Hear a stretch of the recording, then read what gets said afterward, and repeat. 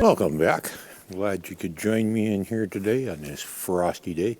And when I do mean frosty, it is actually quite miserable outside. It's fairly chilly in here, but at least in here we're out of the wind, and that really makes a world of difference. For those that have never experienced the pleasure of an indoor arena, let me tell you, it does not have to be heated to work, because right now it is just about minus 20 Celsius, which is, I don't know, stupid. It's cold. It's cold out.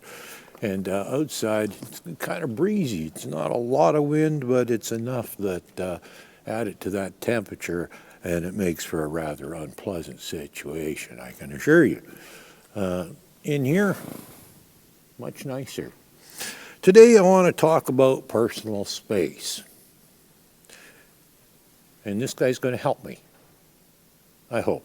He's actually not going to be an ideal example because of the fact that he's got issues still. He's still got a bit of a problem with his separation anxiety. So I am basically his herd when I'm in here with him. I become his security, his comfort. And so he likes to be fairly close to me, possibly a little bit closer than he should be. Most horses, well, there's this little magical distance they seem to always end up being. And it's a very natural thing for a horse to respect personal space. Now, and this is something a lot of people get really, really hung up on, this whole personal space. They got to keep the horse out of your space, got to make them respect your space. You know what? If you're doing your job and you're worthy of respect, that horse is going to respect your space. You don't have to teach it. Now, there are exceptions, well, tiny ones anyhow. Like when I'm first teaching him to lead. If you go back to that video where I was leading this guy, I showed you how when he got a little too close to me, I'd swing the lead around me and make him back up away from me. That is basically the only time that I enforce personal space. Other than that, it's like I've said in a few other videos, it's how they behave when they're in your space is far more important to me than whether or not they're in your space. And if you become the leader to your horse that it needs, it's going to automatically respect your space. It's just a very natural thing for horses. They have a personal bubble, and a higher horse has a little space around it that a lower horse is not going to come into. And if he says, "Hey, you get away from me," believe me, that lower horse is going to get in a heck of a hurry.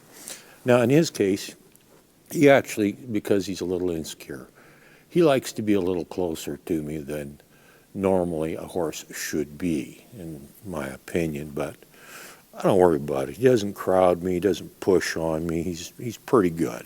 So I'm not even the least bit concerned about that, because like I said, it's how they behave when they're in your space that matters, not whether or not they're in your space. People waste too much time and energy and get all hung up on that nonsense and always worrying about, oh my goodness, he's in my space, I got to make him step back, he's got to respect my space. Well, you know what? If he doesn't respect you, he's not going to respect your space. So it's really got little to do with personal space, because if you got everything else working the way it should, the horse is going to automatically respect your space. It's going to happen. You don't have to do anything. And this guy, typically, when a horse approaches me, if I have already established myself as the higher horse, yeah, I'm not a horse, I know that, and they know that too. I would never think a horse is that stupid. They're much smarter than that. But typically, they will always be about arm's length to the nose. Now, in his case, somebody else just walked into the arena here, so he's going to go check them out now and see if there's somebody. Oh no, they moved the door, that's what it was. So now he's all fascinated with the door. He's still got a bit of an issue with the door, which we're going to go to deal with in a minute here. And then possibly we're going to show you something about the personal space thing and how he naturally reacts to it. Now, he's still a little on the worried side. There you go. You saw how he come trotting up to me, and right in between me and the camera, of course. I can't even reach his nose. That's where he stopped. He's not in my space. even though he really wanted to be with me, and he even came trotting to me. That's how fast he came, and that's how bad he wanted to be with me. He didn't bump me, he didn't crowd me, and then once he stopped, I came into his space. See how that works? I can approach him. He's not allowed to approach me. That's the rules, but I don't have to enforce them because they're just, like I said, this stuff is very, very natural for a horse. You don't have to enforce it.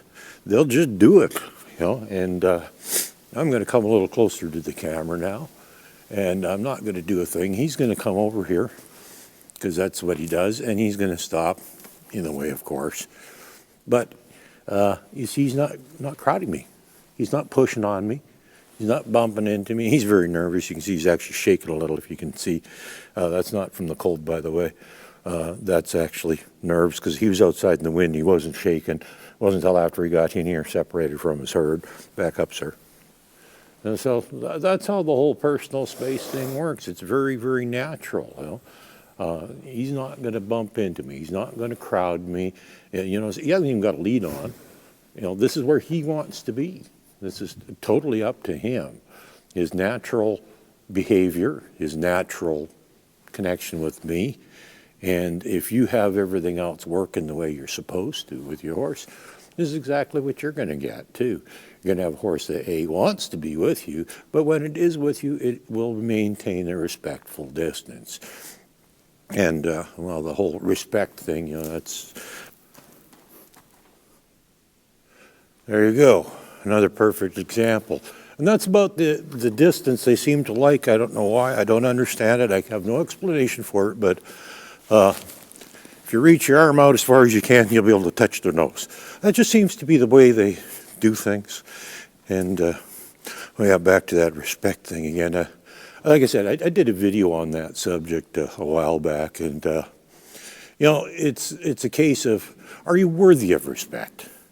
Respect is not something you can demand, and you get these people to, I'm going to teach him respect. I'm going to make him get out of my space. He's going to respect my space. Well, if you got to do stuff like that, then you got a problem. It has nothing to do with your personal space whatsoever. As you can see, is he in my space? My arm is out as far as it can go, and I can't even touch his nose, and he is exactly where he wants to be, where he thinks it is appropriate to be with me. So, do you need to teach personal space? I don't think so, not really. You got to get them paying attention and stuff, and that's why when I first start leading them, which is one of the very first things you do, I teach them to pay attention and, keep a certain distance and everything, but, the specific distance and that really doesn't, there's nothing that you have to actually teach because it's quite natural, like I said, You can see right now where he's standing. He's not in my space. He's not on top. He's not crowding me. He's not bumping into me. And I don't have to do a darn thing about it because there's nothing to do anything about. So is personal space something that you actually need to teach your horse? I don't think so. You need to be a person that is worthy of the respect that comes with them respecting your personal space. It's actually not about the horse. It's actually about you. If you are the person that you need to be for your horse will respect your space. Have a good day.